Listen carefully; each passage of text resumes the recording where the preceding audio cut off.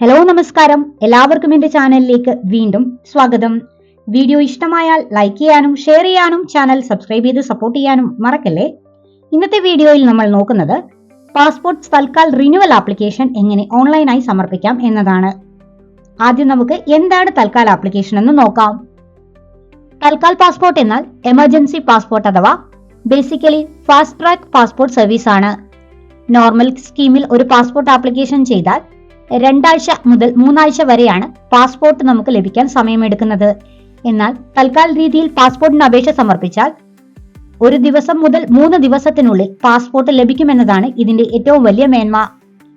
Job ആവശ്യങ്ങൾക്കും വിദ്യാഭ്യാസ ആവശ്യങ്ങൾക്കും മെഡിക്കൽ ആവശ്യങ്ങൾക്കുമായി പാസ്പോർട്ട് റിന്യൂവൽ ചെയ്യുന്ന വ്യക്തികൾക്ക് ഏറ്റവും ഉപകാരപ്രദമായ ഓപ്ഷനാണ് തൽക്കാൽ എന്നുള്ളത്. ഇനി എങ്ങനെ അപേക്ഷിക്കാമെന്ന് നോക്കാം. ഗൂഗിളിന്റെ പുതിയൊരു പേജിൽ പാസ്പോർട്ട് എന്ന് കൊടുത്ത് കണ്ടിന്യൂ ചെയ്യുക. നെക്സ്റ്റ് വരുന്ന പേജിലെ passportindia.gov.in എന്നുള്ള ഓപ്ഷൻ ക്ലിക്ക് ചെയ്തുകൊണ്ട് കണ്ടിന്യൂ ചെയ്യുക. വന്നിരിക്കുന്ന അലർട്ട് മെസ്സേജ് ഒന്ന് ക്ലോസ് ചെയ്യുക. അപ്ലൈ ചെയ്യുന്നതിന് മുൻപ് ആദ്യം ചെക്ക് ചെയ്യേണ്ടത് അപ്പോയിന്റ്മെന്റ് അവൈലബിലിറ്റി ആണ്. അതായത് ഏത് ഡേറ്റിലേക്കാണ് നമുക്ക് അപ്പോയിന്റ്മെന്റ് എടുക്കാൻ സാധിക്കുന്നത് എന്നതാണ്. പാസ്പോർട്ട് ഓഫീസ് എന്നുള്ള ഓപ്ഷനിൽ ഏത് പാസ്പോർട്ട് ഓഫീസിലാണോ അപ്പോയിന്റ്മെന്റ് എടുക്കാൻ ആഗ്രഹിക്കുന്നത് അതിന്റെ പ്രധാനപ്പെട്ട ഓഫീസ് ഒന്ന് സെലക്ട് ചെയ്ത് കൊടുക്കുക. അതുപോലെ തന്നെ അപ്പോയിന്റ്മെന്റ് എടുക്കുന്ന കേന്ദ്രവും സെലക്ട് ചെയ്തതിനു ശേഷം ചെക്ക് അപ്പോയിന്റ്മെന്റ് അവൈലബിലിറ്റി എന്നുള്ള ഓപ്ഷൻ ക്ലിക്ക് ചെയ്താൽ നോർമൽ പാസ്പോർട്ടും തൽക്കാലും അതുപോലെ PCCയും അപേക്ഷിച്ചാൽ നമുക്ക് അപ്പോയിന്റ്മെന്റ് ഡേറ്റ് എന്ന് ലഭിക്കുമെന്നുള്ളതിന്റെ വിവരങ്ങൾ നോക്കി മനസ്സിലാക്കാൻ സാധിക്കുന്നതാണ്. കേരളത്തിൽ പ്രധാനപ്പെട്ട കോഴിക്കോട്, കൊച്ചിൻ, തിരുവനന്തപുരം എന്നീ മെയിൻ പാസ്പോർട്ട് ഓഫീസുകളാണ് വരുന്നത്. സൈറ്റിൽ കൊടുത്തിരിക്കുന്ന ലോഗിൻ ഓപ്ഷൻ അല്ലെങ്കിൽ രജിസ്റ്റർ ഓപ്ഷൻ യൂസ് ചെയ്തുകൊണ്ടാണ് പാസ്പോർട്ട് ആപ്ലിക്കേഷൻ പ്രോസസ്സ് ചെയ്യേണ്ടത്. ഓൾറെഡി അക്കൗണ്ട് ഉള്ള വ്യക്തികൾ ലോഗിൻ എന്നുള്ള ഓപ്ഷനും അക്കൗണ്ട് ഇല്ലാത്ത വ്യക്തികൾ രജിസ്റ്റർ എന്നുള്ള ഓപ്ഷനും ക്ലിക്ക് ചെയ്തുകൊണ്ട് കണ്ടിന്യൂ ചെയ്യാവുന്നതാണ്. ലോഗിൻ എന്നുള്ള ഓപ്ഷനാണ് ക്ലിക്ക് ചെയ്ത് കണ്ടിന്യൂ ചെയ്യുന്നതെങ്കിൽ ലോഗിൻ ID കൊടുത്ത് കണ്ടിന്യൂ ചെയ്ത് ലോഗിൻ ചെയ്യാവുന്നതാണ്. അതല്ലെങ്കിൽ ലോഗിൻ എന്നുള്ള ഓപ്ഷൻ തൊട്ട് താഴെ നൽകിയിരിക്കുന്ന ഫസ്റ്റ് ടൈം യൂസർ എന്നുള്ള ഓപ്ഷനിൽ രജിസ്റ്റർ നൗ എന്നുള്ള ഓപ്ഷൻ ക്ലിക്ക് ചെയ്തുകൊണ്ട് പുതിയ ക്ലിക്ക് ചെയ്ത് നൽകിയതിനു ശേഷം ഏത് പാസ്പോർട്ട് ഓഫീസിലേക്കാണോ അപ്പോയിന്റ്മെന്റ് വേണ്ടത് അതിന്റെ മെയിൻ സെന്റർ ഒന്ന് സെലക്ട് ചെയ്ത് നൽകുക. അതിനുശേഷം അപേക്ഷകന്റെ പേര് നൽകുക. വാലിഡ് ആയിട്ടുള്ള ഒരു ഇമെയിൽ ID നൽകുക. Do you want your login ID to be same as email ID എന്ന് ചോദിച്ചിരിക്കുന്ന ഭാഗത്ത് ലോഗിൻ ID ആയി ഇമെയിൽ ID തന്നെയാണ് നൽകാൻ ആഗ്രഹിക്കുന്നതെങ്കിൽ യെസ് എന്നും, അതല്ല ലോഗിൻ ID ആയിട്ട് മറ്റെന്തെങ്കിലുമാണ് നൽകാൻ ആഗ്രഹിക്കുന്നതെങ്കിൽ നോ എന്നും കൊടുക്കുക. ഞാനിവിടെ login ID to be same as email ID എന്ന് കൊടുത്ത് കണ്ടിന്യൂ ചെയ്യുന്നുണ്ട്. ആദ്യം യെസ് ആണ് കൊടുക്കുന്നത്. അതിനുശേഷം ചെക്ക് അപ്പോയിന്റ്മെന്റ് അവൈലബിലിറ്റി എന്നുള്ള ഓപ്ഷൻ ക്ലിക്ക് ചെയ്യുന്നുണ്ട്. ഒരിക്കൽ യൂസ് ചെയ്തതാണെങ്കിൽ വീണ്ടും നമുക്ക് ആ മെയിൽ ID ലോഗിൻ ID ആയിട്ട് കൊടുക്കാൻ സാധിക്കില്ല. അങ്ങനെയാണെങ്കിൽ നോ എന്ന് നൽകിയതിനു ശേഷം മറ്റൊരു ലോഗിൻ ID ടൈപ്പ് ചെയ്ത് കൊടുക്കുക. ചെക്ക് അവൈലബിലിറ്റി എന്നുള്ള ഓപ്ഷൻ ഒന്ന് ക്ലിക്ക് ചെയ്ത് കൊടുക്കുക. അവൈലബിൾ ആണ് എന്നുണ്ടെങ്കിൽ അവിടെ നിലവിൽ ലോഗിൻ ID അവൈലബിൾ എന്ന് എഴുതി കാണിക്കുന്നതാണ്. അതിനുശേഷം പാസ്വേഡ് ആണ് നൽകേണ്ടത്. പാസ്വേഡ് കൊടുക്കുന്ന സമയത്ത് upper case, lower case, simple, number വരുന്ന രീതിയിൽ പാസ്വേഡ് കൊടുക്കാവുന്നതാണ്. ശേഷം സൈൻ അപ്പ് എന്നുള്ള ഓപ്ഷൻ ഒന്ന് ക്ലിക്ക് ചെയ്ത് കൊടുക്കുക. രജിസ്ട്രേഷൻ ചെയ്യുന്ന സമയത്ത് നൽകിയിരിക്കുന്ന ഇമെയിൽ IDയിലേക്ക് 4 ഡിജിറ്റുള്ള ഒരു OTP കോഡ് ലഭിക്കുന്നതാണ്. ഇത് കൃത്യമായി ടൈപ്പ് ചെയ്ത് നൽകി കംപ്ലീറ്റ് സൈൻ അപ്പ് എന്നുള്ള ഓപ്ഷൻ ക്ലിക്ക് ചെയ്തുകൊണ്ട് കണ്ടിന്യൂ ചെയ്താണ് പുതിയ പാസ്പോർട്ട് അക്കൗണ്ട് ക്രിയേറ്റ് ചെയ്ത് നൽകേണ്ടത്. മെയിൽ ID ഓപ്പൺ ചെയ്തതിനു ശേഷം ലഭിച്ചിരിക്കുന്ന OTP കോഡ് കൃത്യമായി ഒന്ന് ടൈപ്പ് ചെയ്ത് നൽകിയതിനു ശേഷം complete sign up option click ചെയ്ത് നൽകാവുന്നതാണ്. ഞാനിവിടെ OTP ടൈപ്പ് ചെയ്ത് കൊടുത്തതിന് ശേഷം കംപ്ലീറ്റ് ഓപ്ഷൻ ക്ലിക്ക് ചെയ്തുകൊണ്ട് കണ്ടിന്യൂ ചെയ്യുന്നുണ്ട്. ശേഷം ഇതുപോലെ നമുക്ക് അക്കൗണ്ട് ആക്ടിവേറ്റ് ആയി എന്നൊരു മെസ്സേജ് ലഭിക്കുന്നതാണ്. ബാക്ക് ടു ലോഗിൻ കൊടുക്കുക.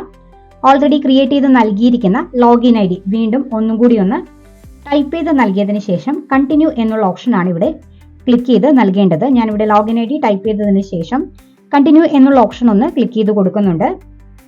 ശേഷം നെക്സ്റ്റ് വീണ്ടും വരുന്ന പേജിൽ വീണ്ടും ഒന്നുകൂടി ലോഗിൻ ID ഒന്ന് ടൈപ്പ് ചെയ്ത് നൽകേണ്ടതാണ്. ലോഗിൻ ID കൊടുത്തതിന് ശേഷം പാസ്വേഡ് അല്ലെങ്കിൽ OTP എന്നീ 2 ഓപ്ഷൻസ് അവൈലബിൾ ആണ്. പാസ്വേഡ് എന്നുള്ള ഓപ്ഷനാണ് ചൂസ് ചെയ്യുന്നതെങ്കിൽ ഓൾറെഡി മുൻപത്തെ സ്റ്റെപ്പിൽ ക്രിയേറ്റ് ചെയ്ത് നൽകിയിരിക്കുന്ന പാസ്വേഡ് കൊടുക്കുക.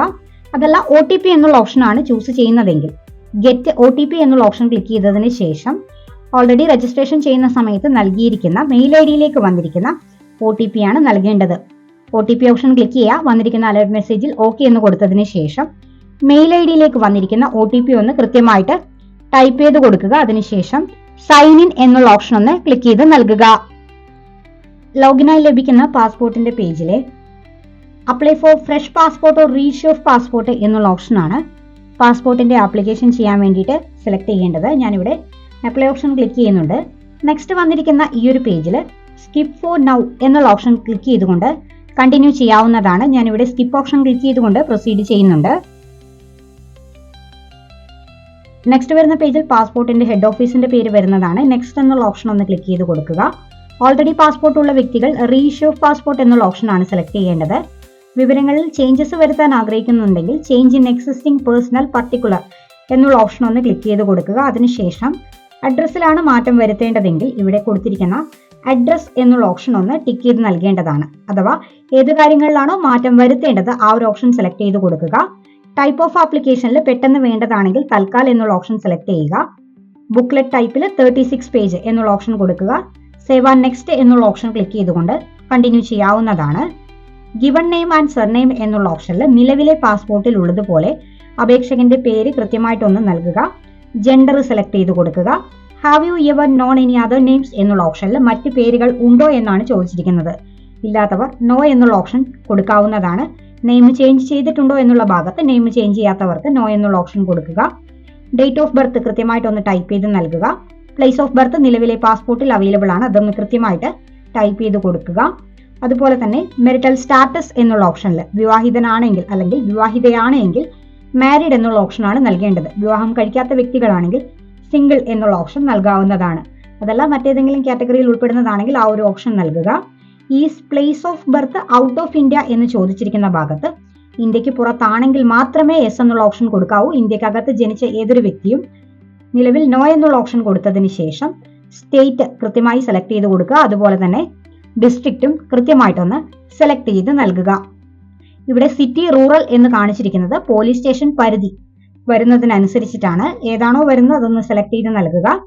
സിറ്റിസൺഷിപ്പ് ഓഫ് ഇന്ത്യ ബൈ എന്ന് കൊടുത്തിരിക്കുന്ന ഭാഗത്ത് ഇന്ത്യയിൽ ജനിച്ച വ്യക്തികൾ ബർത്ത് എന്നുള്ള ഓപ്ഷനാണ് നൽകേണ്ടത്. നിലവിലെ ജോലിയുടെ സ്റ്റാറ്റസ് ഏതാണോ അത് നൽകുക. കോമൺ ആയിട്ട് അതേഴ്സ് എന്നുള്ള ഓപ്ഷൻ നൽകാവുന്നതാണ്. Is either of your parent in case minor government servant എന്ന് ചോദിക്കുന്നുണ്ട്. രക്ഷിതാവ് ഗവൺമെന്റ് എംപ്ലോയി ആണെങ്കിൽ മാത്രം, അല്ലെങ്കിൽ മാരീഡ് ആണെങ്കിൽ ബെറ്റർ ഹാഫ് ഗവൺമെന്റ് എംപ്ലോയി ആണെങ്കിൽ മാത്രം എസ് കൊടുക്കുക, അല്ല എങ്കിൽ നോ എന്ന് കൊടുക്കുക. വിദ്യാഭ്യാസ യോഗ്യത കൃത്യമായി സെലക്ട് ചെയ്യുക. 2 വർഷത്തിലധികം വിദേശവാസം ഉള്ള വ്യക്തിയാണെങ്കിൽ ECR കാറ്റഗറി യെസ് എന്ന് നൽകാവുന്നതാണ്. വിസിബിൾ ഡിസ്റ്റിംഗ്വിഷിംഗ് മാർക്ക് എന്നുള്ള ഓപ്ഷനിൽ അടയാളമാണ് നൽകേണ്ടത്. ആധാർ നമ്പർ നൽകുന്നുണ്ടെങ്കിൽ മാത്രം താഴെ കൊടുത്തിരിക്കുന്ന ഡിക്ലറേഷനിൽ യെസ് എന്ന് കൊടുക്കുക. ആധാർ നമ്പർ ടൈപ്പ് ചെയ്ത് നൽകുന്നില്ല എങ്കിൽ നോ എന്ന് ആണ് സെലക്ട് ചെയ്യേണ്ടത്. അതിനുശേഷം സേവ് ആൻഡ് നെക്സ്റ്റ് എന്നുള്ള ഓപ്ഷൻ ഒന്ന് ക്ലിക്ക് ചെയ്ത് കണ്ടിന്യൂ ചെയ്യാവുന്നതാണ്. നെക്സ്റ്റ് വരുന്ന പേജിൽ ഫാമിലി ഡീറ്റെയിൽസ് ആണ് നൽകേണ്ടത്. അഥവാ അച്ഛന്റെയും അമ്മയുടെയും മാരീഡ് ആണെങ്കിൽ ബെറ്റർ ഹാഫിന്റെയും പേരാണ് ഈ ഒരു ഭാഗത്ത് ടൈപ്പ് ചെയ്ത് നൽകേണ്ടത്. പേരിൽ ഇനിഷ്യൽ വരുന്നുണ്ടെങ്കിൽ ഇനിഷ്യൽ എക്സ്പാൻഡ് ചെയ്ത് നൽകാൻ ശ്രദ്ധിക്കേണ്ടതാണ്. പാസ്പോർട്ടിന്റെ ആപ്ലിക്കേഷൻ ചെയ്യുന്ന സമയത്ത് ഇനിഷ്യൽ ഉള്ള ഏതൊരു പേര് കൊടുക്കുമ്പോഴും ഇനിഷ്യൽ എക്സ്പാൻഡ് ചെയ്ത് തന്നെ നൽകേണ്ടതാണ്. അത് അപേക്ഷകന്റെ പേരാണെങ്കിലും ഇനിഷ്യൽ ഉള്ളതാണെങ്കിൽ എക്സ്പാൻഡ് ചെയ്ത് തന്നെ നൽകേണ്ടതാണ്. ഞാനിവിടെ ഡീറ്റെയിൽസ് എല്ലാം കൃത്യമായി കൊടുത്തതിന് ശേഷം സേവ് ആൻഡ് നെക്സ്റ്റ് എന്നുള്ള ഓപ്ഷൻ ക്ലിക്ക് ചെയ്തുകൊണ്ട് കണ്ടിന്യൂ ചെയ്യുന്നുണ്ട്. നൽകിയിരിക്കുന്ന വിവരങ്ങളുടെ സ്പെല്ലിങ്സ് ഒക്കെ കറക്റ്റ് ആണോ എന്ന് ചെക്ക് ചെയ്യുക. Save and next option click ചെയ്ത് കൊടുക്കുക. നെക്സ്റ്റ് വരുന്ന ഭാഗത്ത് അഡ്രസ് ഡീറ്റെയിൽസും വിവരങ്ങളുമാണ് നൽകേണ്ടത്. Is your present address out of India എന്ന് ചോദിച്ചിരിക്കുന്ന ഭാഗത്ത് ഇന്ത്യക്ക് പുറത്താണെങ്കിൽ മാത്രം എസും, അല്ല എങ്കിൽ നോ എന്ന് കൊടുത്തതിന് ശേഷം വീട്ടുപേര്, സ്ഥലപ്പേര്, പോസ്റ്റ് ഓഫീസ് തുടങ്ങിയ വിവരങ്ങളൊക്കെ കൃത്യമായിട്ട് നൽകേണ്ടതാണ്. നിലവിലെ പാസ്പോർട്ടിലെ അഡ്രസ് അപ്ഡേറ്റ് ചെയ്യാൻ ആഗ്രഹിക്കുന്ന വ്യക്തികൾ ഓൾറെഡി ഫസ്റ്റ് സ്റ്റെപ്പിൽ കറക്ഷൻ ഓപ്ഷൻ ചൂസ് ചെയ്തിട്ടുണ്ട് എങ്കിൽ ഇവിടെ അപേക്ഷകന്റെ പുതിയ അഡ്രസ്സാണ് ടൈപ്പ് ചെയ്ത് നൽകേണ്ടത്. അഥവാ പുതിയ പാസ്പോർട്ടിൽ ഏത് അഡ്രസ്സാണോ വേണ്ടത് ആ അഡ്രസ്സ് കൃത്യമായിട്ട് ടൈപ്പ് ചെയ്ത് കൊടുക്കുക. വില്ലേജ്, സിറ്റി ഏതാണോ വേണ്ടത് അത് കൃത്യമായി ടൈപ്പ് ചെയ്യുക. നിലവിലെ പുതിയ അഡ്രസ്സിലെ പിൻകോഡ് കൊടുക്കുക. സ്റ്റേറ്റ്, ഡിസ്ട്രിക്ട്, പുതിയ അഡ്രസ്സ് വരുന്ന പോലീസ് സ്റ്റേഷൻ പരിധി, ഈ കാര്യങ്ങളൊക്കെ കൃത്യമായി സെലക്ട് ചെയ്ത് നൽകേണ്ടതാണ്. മൊബൈൽ നമ്പർ കൃത്യമായിട്ടൊന്ന് ടൈപ്പ് ചെയ്ത് കൊടുക്കുക. ഇമെയിൽ ID കൃത്യമായിട്ട് ടൈപ്പ് ചെയ്ത് കൊടുക്കുക. ഈ പെർമനന്റ് അഡ്രസ് അവൈലബിൾ എന്ന് ചോദിച്ചിരിക്കുന്ന ഭാഗത്ത് യെസ് എന്നുള്ള ഓപ്ഷൻ നൽകാവുന്നതാണ്. അതുപോലെ തന്നെ പെർമനന്റ് അഡ്രസ് തന്നെയാണോ പ്രസന്റ് അഡ്രസ് എന്ന് ചോദിച്ചിരിക്കുന്ന ഭാഗത്ത് ആണെങ്കിൽ യെസ് കൊടുക്കുക. സേവ് ആൻഡ് നെക്സ്റ്റ് എന്നുള്ള ഓപ്ഷൻ കൊടുക്കുക. വന്നിരിക്കുന്ന അലേർട്ട് മെസ്സേജിൽ ഓക്കെ കൊടുക്കുക. അടുത്തതായിട്ട് വരുന്ന ഭാഗത്ത് എമർജൻസി കോൺടാക്ട് ഡീറ്റെയിൽസ് ആണ് നൽകേണ്ടത്. ഇവിടെ അപേക്ഷ സമർപ്പിക്കുന്ന വ്യക്തിയുടെ വിവരങ്ങളല്ല വീണ്ടും ടൈപ്പ് ചെയ്യേണ്ടത്. ക്ലോസ് റിലേറ്റീവിന്റെയോ നൈബറുടെയോ അല്ലെങ്കിൽ മറ്റേതെങ്കിലും ഒരു വ്യക്തിയുടെയോ വിവരങ്ങൾ ഇവിടെ എമർജൻസി ആയിട്ട് കോൺടാക്ട് ചെയ്യാൻ ഉള്ളത് നൽകേണ്ടതാണ്. ആ വ്യക്തിയുടെ പേര്, address, phone number, email I D available ആണെങ്കിൽ ഇമെയിൽ ഐ ഡി തുടങ്ങിയ കാര്യങ്ങൾ കൃത്യമായിട്ട് ഇവിടെ ടൈപ്പ് ചെയ്ത് നൽകാവുന്നതാണ്. രക്ഷിതാവിന്റെയോ സഹോദരങ്ങളുടെയോ അതല്ലെങ്കിൽ ഫ്രണ്ട്സിന്റെയോ നൈബേഴ്സിന്റെയോ ആരുടെ വേണമെങ്കിലും ഇവിടെ നൽകാവുന്നതാണ്. ഡീറ്റെയിൽസ് നൽകി സേവ് ആൻഡ് നെക്സ്റ്റ് എന്നുള്ള ഓപ്ഷൻ വഴി കണ്ടിന്യൂ ചെയ്യാം. ശേഷം വരുന്നത് പ്രീവിയസ് പാസ്പോർട്ട് ഡീറ്റെയിൽസ് ആണ്.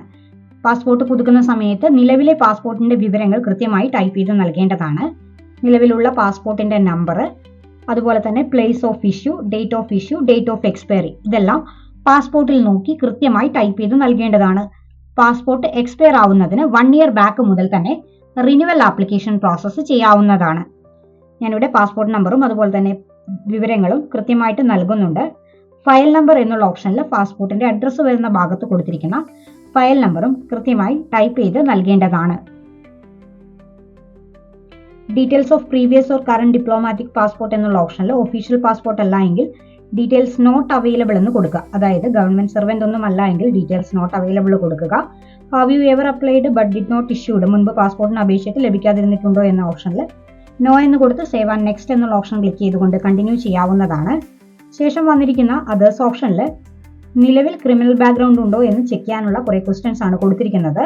ക്രിമിനൽ ബാക്ക്ഗ്രൗണ്ട് ഉള്ള വ്യക്തികൾക്ക് പാസ്പോർട്ട് ഇഷ്യൂ ആയിട്ട് ലഭിക്കില്ല. അതുകൊണ്ട് തന്നെ വിവരങ്ങൾ വായിച്ചു നോക്കിയതിന് ശേഷം അഥവാ നോ എന്ന് കൊടുത്ത് പ്രൊസീഡ് ചെയ്യാവുന്നതാണ്.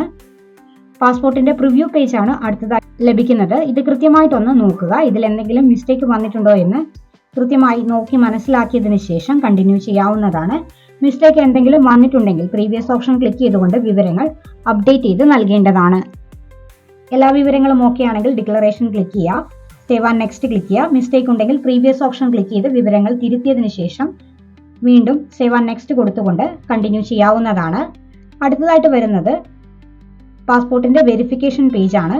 ഇതിൽ നൽകേണ്ടത് പ്രൂഫായിട്ട് സെലക്ട് ചെയ്യുന്ന ഡോക്യുമെന്റ്സിന്റെ ഡീറ്റെയിൽസ് ആണ്. ഏജ് പ്രൂഫ് ആയിട്ടും അഡ്രസ് പ്രൂഫ് ആയിട്ടും ഏത് ഡോക്യുമെന്റ് ആണോ നൽകാൻ ആഗ്രഹിക്കുന്നത് അത് സെലക്ട് ചെയ്ത് നൽകുക. ഈ ഒരു ഡോക്യുമെന്റ് വെരിഫിക്കേഷൻ ടൈമിൽ നിലവിൽ പാസ്പോർട്ട് ഓഫീസിൽ കൊണ്ടുപോകേണ്ടതുമാണ്.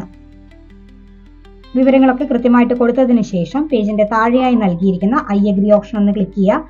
അപ്ലിക്കന്റിന്റെ പ്ലേസ് കൃത്യമായിട്ടൊന്ന് ടൈപ്പ് ചെയ്തതിന് ശേഷം പേജിന് താഴെയായി നൽകിയിരിക്കുന്ന സേവ് എന്നുള്ള ഓപ്ഷൻ ഒന്ന് ക്ലിക്ക് ചെയ്ത് നൽകുക. വന്നിരിക്കുന്ന അലർട്ട് മെസ്സേജിൽ ഓക്കെ കൊടുക്കുക. പ്രിവ്യൂ എന്നുള്ള ഓപ്ഷൻ ഒന്ന് ക്ലിക്ക് ചെയ്ത് കൊടുക്കുക. ലഭിച്ചിരിക്കുന്ന പ്രിവ്യൂ പേജിലുള്ള എല്ലാ വിവരങ്ങളും ശരിയാണോ എന്ന് കൃത്യമായി നോക്കി മനസ്സിലാക്കുക. അതിനുശേഷം മാത്രം ആപ്ലിക്കേഷൻ സബ്മിറ്റ് ചെയ്യുക. വിവരങ്ങളെല്ലാം ഓക്കെ ആണെങ്കിൽ ക്ലോസ് എന്നുള്ള ഓപ്ഷൻ ക്ലിക്ക് ചെയ്ത് നൽകാവുന്നതാണ്. എന്തെങ്കിലും മിസ്റ്റേക്സ് ഉണ്ടെങ്കിൽ വിവരങ്ങൾ തിരുത്തിയതിനു ശേഷം മാത്രമേ അപേക്ഷ സബ്മിറ്റ് ചെയ്യാൻ പാടുള്ളൂ. തിരുത്തണമെങ്കിൽ പ്രീവിയസ് എന്നുള്ള ഓപ്ഷൻ ക്ലിക്ക് ചെയ്ത് കണ്ടിന്യൂ ചെയ്താൽ മതിയാകും. വിവരങ്ങളെല്ലാം ഓക്കെ ആണെങ്കിൽ പേജിന്റെ താഴേക്കായിട്ട് വന്നതിന് ശേഷം ഡിക്ലറേഷൻ ടിക്ക് ചെയ്തിട്ടുണ്ടോ എന്ന് നോക്കുക. ശേഷം സബ്മിറ്റ് ഓപ്ഷൻ ക്ലിക്ക് ചെയ്യുക. സബ്മിറ്റ് ചെയ്തതിനു ശേഷം വീണ്ടും തിരുത്താൻ സാധിക്കുന്നതല്ല. അടുത്തതായി ചെയ്യേണ്ടത് പേ ആൻഡ് ഷെഡ്യൂൾ എന്നുള്ള ഓപ്ഷനാണ് ക്ലിക്ക് ചെയ്ത് കൊടുക്കേണ്ടത്.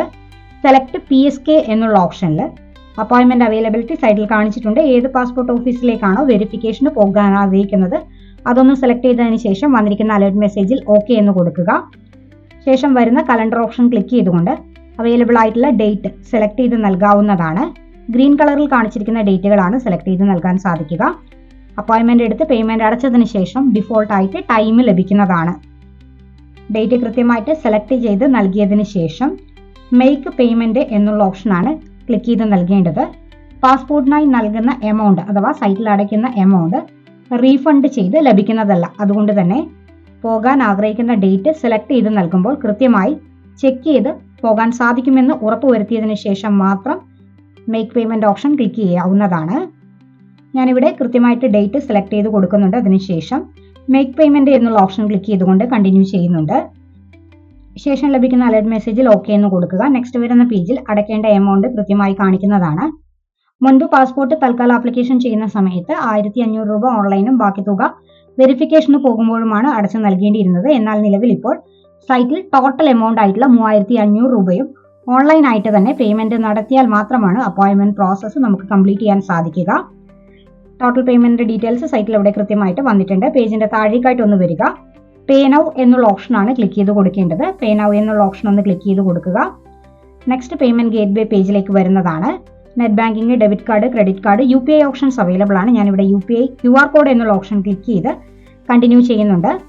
ശേഷം ഫോണിൽ വാലറ്റ് ഓപ്പൺ ചെയ്തുകൊണ്ട് QR കോഡ് സ്കാൻ ചെയ്ത് പേയ്മെന്റ് പ്രോസസ്സ് കംപ്ലീറ്റ് ചെയ്യാവുന്നതാണ്. പേയ്മെന്റ് അടച്ചാൽ മാത്രമാണ് അപ്പോയിന്റ്മെന്റ് കൺഫേം ആകുക. പേയ്മെന്റ് സക്സസ് ആയതിനു ശേഷം വീണ്ടും പാസ്പോർട്ടിന്റെ ഹോം പേജിലേക്ക് തന്നെ ഈ ഒരു പേജ് കൺവേർട്ട് ആയിട്ട് വരുന്നതാണ്. ഇവിടെ പേയ്മെന്റ് സക്സസ് ആയി എന്നുള്ള മെസ്സേജ് കാണിക്കുന്നതാണ്. ഡിഫോൾട്ടായിട്ട് പേജ് കൺവേർട്ട് ആയിട്ട് ഹോം പേജിലേക്ക് തന്നെ വീണ്ടും വരുന്നതാണ്. അതല്ല എങ്കിൽ click here to return the passport Seva project site എന്നുള്ള ഓപ്ഷൻ കാണിക്കുന്നതാണ്. അവിടെ നിന്ന് ക്ലിക്ക് ചെയ്ത് കൊടുത്താൽ മതി.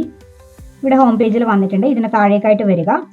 പ്രിന്റ് അപ്പോയിന്റ്മെന്റ് റെസിപ്റ്റ് എന്നുള്ള ഓപ്ഷൻ കൃത്യമായിട്ട് ക്ലിക്ക് ചെയ്തുകൊണ്ട് അപ്പോയിന്റ്മെന്റിന്റെ റെസിപ്റ്റ് അഥവാ ടൈം മെൻഷൻ ചെയ്തിരിക്കുന്ന റെസിപ്റ്റ് ഡൗൺലോഡ് ചെയ്ത് എടുക്കേണ്ടതാണ്.